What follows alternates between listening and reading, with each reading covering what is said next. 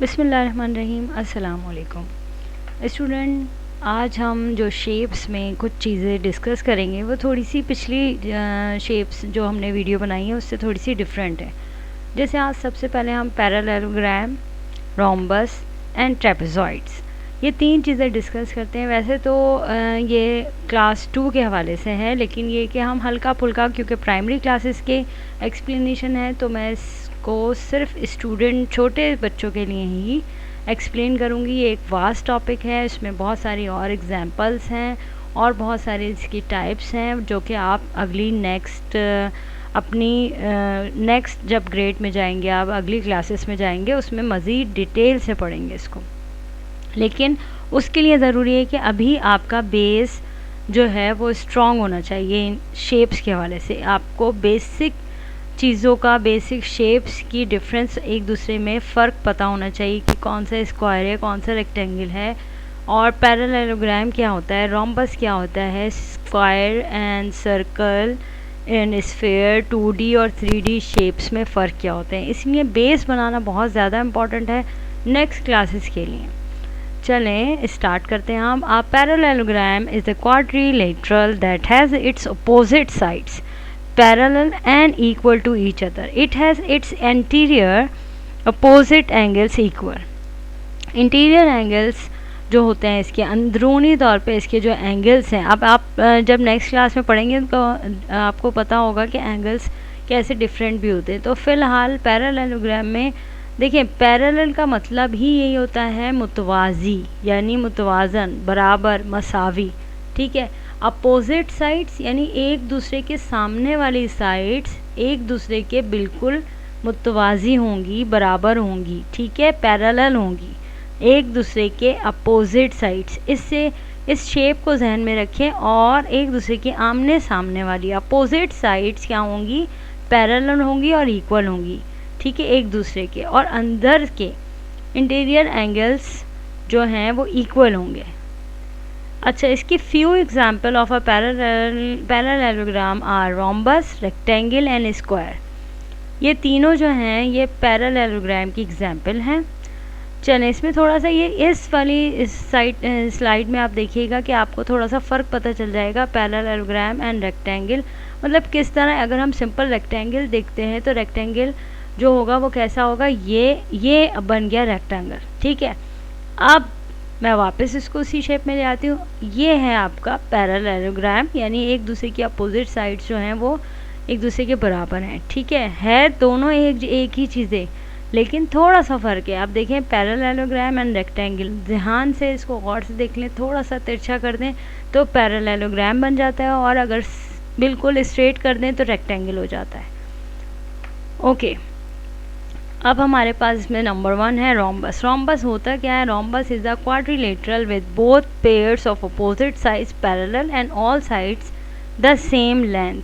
Rhombus जो होता है ना, वही सबसे अहम चीज़ तो पैरेललोग्राम में ये होती है कि अपोजिट साइड्स जो हैं वो पैरेलल होंगी, यानी मुतवाज़ी होंगी। ठीक है, the word rhom is sometimes use instead of rhombus. Rhombus को हम शॉर्ट करके रोम भी कह देते हैं कभी कभार, है ना। Rhombus is sometime also called a diamond. Diamond shape जहाँ आपको नज़र आएगी सिंपल, क्योंकि मैं इसलिए बता रही हूँ क्योंकि पहले बेस, बच्चों का बेस बनाना बहुत इंपॉर्टेंट है। उनको सिर्फ और सिर्फ पहचान बता दी जाए शेप्स की, आगे वो मज़ीद उसको डिटेल में पढ़ेंगे। अगर हमें पहचान ही नहीं आती उसकी, हम उसको आइडेंटिफाई ही नहीं कर सकते कि ये कौन सी शेप है बच्चे, तो फिर नेक्स्ट क्लासेस में उनको क्या डिफरेंस और क्या उनके एंगल्स और वो दूसरी चीज़ें कैसे पढ़ेंगे।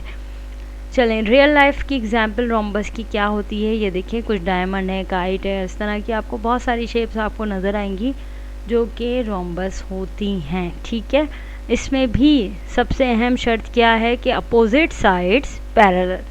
इस तीन वर्ड्स को याद रखें रोम्बस, पैरेललोग्राम में, कि opposite sides parallel. A rhombus is a quadrilateral in which the opposite sides are parallel and the opposite angles are equal.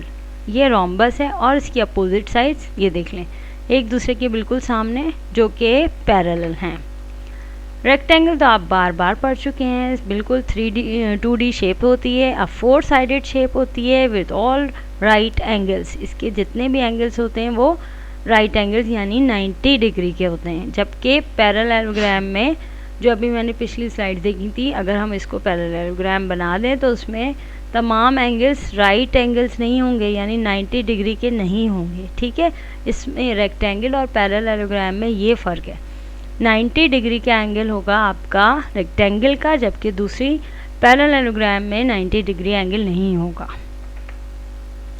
Square simple 4 right angles 4 equal sides, जबकि रेक्टेंगल में 2 pair of equal sides होते हैं। Square में चारों line जो होती हैं straight line वो बराबर होती हैं, ना तो कोई छोटी ना कोई बड़ी।